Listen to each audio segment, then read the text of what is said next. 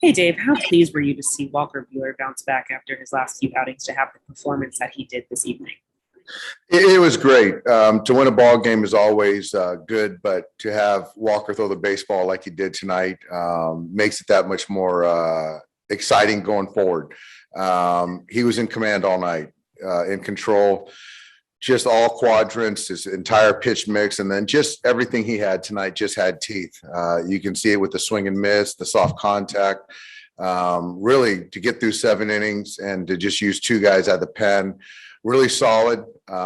Scored just enough to win, but overall, really, and the defense played really well too. It's good to see. And with Trea Turner, he's at the top of the conversation when it comes to the National League batting title. What has impressed you about his presence at the plate and his quality of at bats? I think with Trey, there's just no panic. I talk about the heartbeat a lot, and he's just got a good heartbeat. Whether it's big spots in the batter's box, he just, obviously he's competing for a batting title, but his primary goal is to help us win ball games and to get on base, and he's doing that. So obviously he's been a huge addition for us. It's fun to watch him play every night. Thanks, Dave. Yeah. Next question's from Beth Harris. Go ahead, Beth.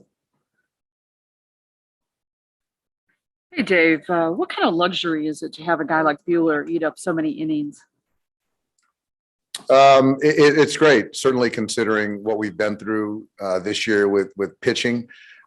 So to really be able to bank 6 innings, 6 or 6 plus every time he takes them out has been huge. And I just learned that he got to 200 innings first time in his career. So that's a big number, a big milestone for him. He had 200 punch outs tonight as well. So just a great night for Walker. And most importantly, he led us to a victory. But to your question, Beth, when there's been so much inconsistencies, guys in and out of the rotation, to have him and Julio take down starts every 5th or 6th day has been paramount.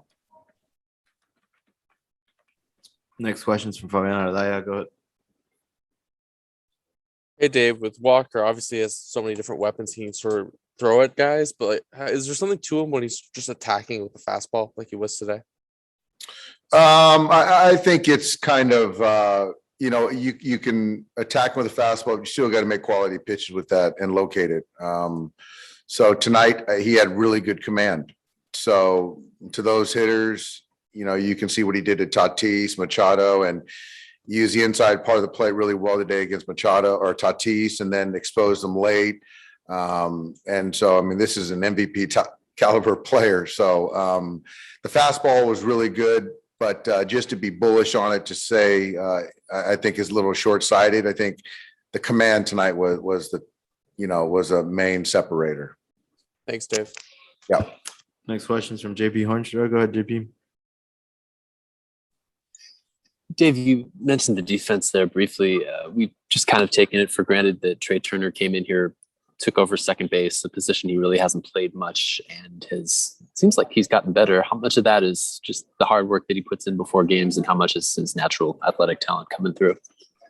Obviously a lot of it, the bet that he could transition is because of the natural athletic ability, but the work that he's put in with Dino, this is every single day. And making pivots with your back to the runner, that's something he hasn't done.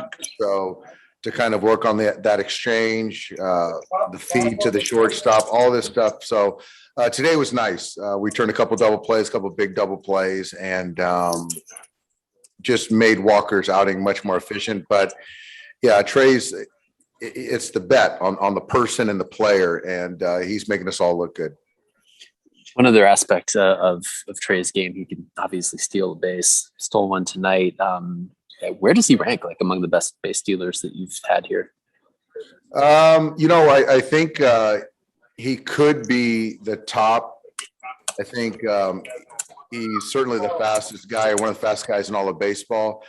He picks his spots. I think an encouragement for me is to be a little bit more aggressive, because I don't know if he realizes how fast he really is. But even if he is at first base, he creates tension, to the opposing pitcher and defense. Thank you. Yeah. Last one from Eric Steven. Go ahead. Dave, just wanted to double check. I know you've interchanged guys in the ninth, but was Kenley available tonight? Yeah, Kelly was available. I just think that the last 10 days we've leaned on him heavily. And so Blake coming off 3 days rest, they're interchangeable. Kelly's our closer, but I think that, to keep him frisky and fresh allows Blake a little bit of runway today. So it was the right move and it worked out, and Kelly be ready to go tomorrow. Is it fair to say that, a lot of the rest you gave, especially those two guys earlier in the year, is for now so they can be used a little more often like they have been?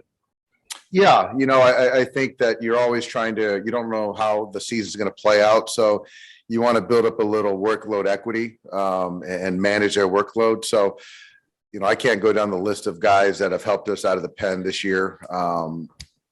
But it's been huge for us. So now to kind of look where we're at with 5 games to play, I just like the usage where we've been so we can kind of push these guys all through October. Thanks. Thanks, guys. Thanks, Dave.